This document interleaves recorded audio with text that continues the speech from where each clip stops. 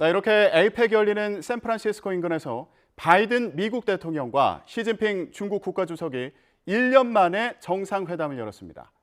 두 나라 정상은 양국 사이 경쟁이 갈등으로 번져선 안 된다며 충돌을 피해야 한다는 점을 강조했는데요.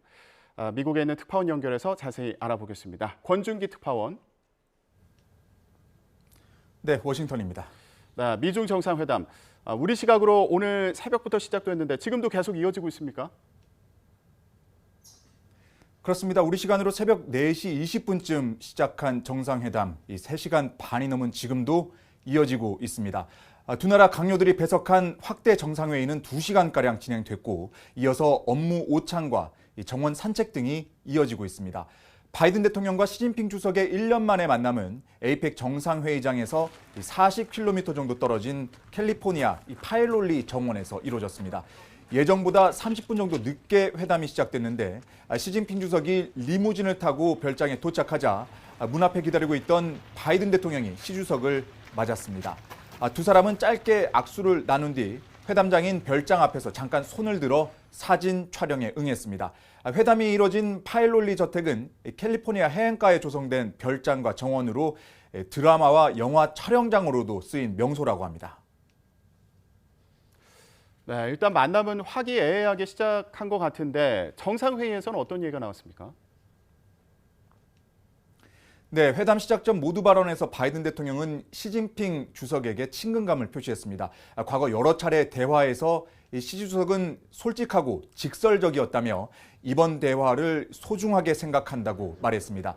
그러면서 미중 간 경쟁을 책임 있게 관리하고 여러 마약과 인공지능 등 다양한 현안에서 협력하길 바란다고 밝혔습니다.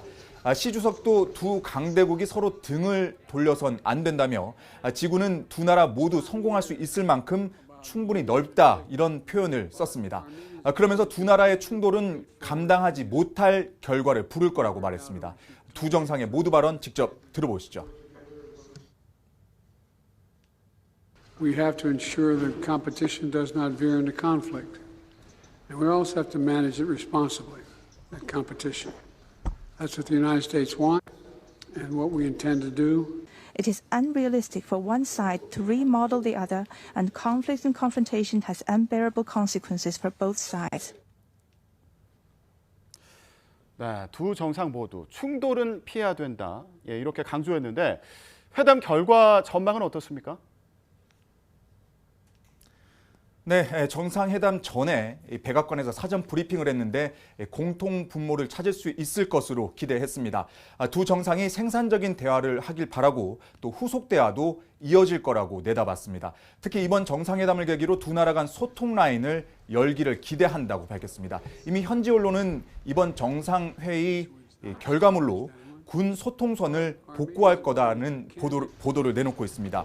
또 마약성 진통제인 펜타닐 규제와 무기의 인공지능 사용을 금지하는 방안 등을 합의할 거라는 전망도 나오고 있습니다. 세계 2강의 정상회담, 모처럼 마련된 만큼 쟁점도 있죠.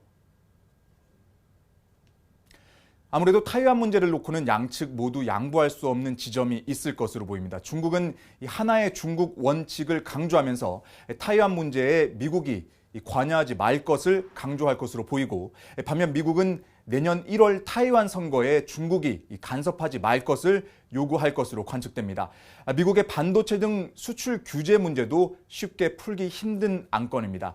중국에서는 양국의 경제 협력을 내세우며 규제 완화를 무엇보다 바라는 분위기지만 미국에서는 반도체 수출 문제 등은 국가 안보와 직결된 문제라며 양보할 수 없다는 입장을 분명히 해왔습니다.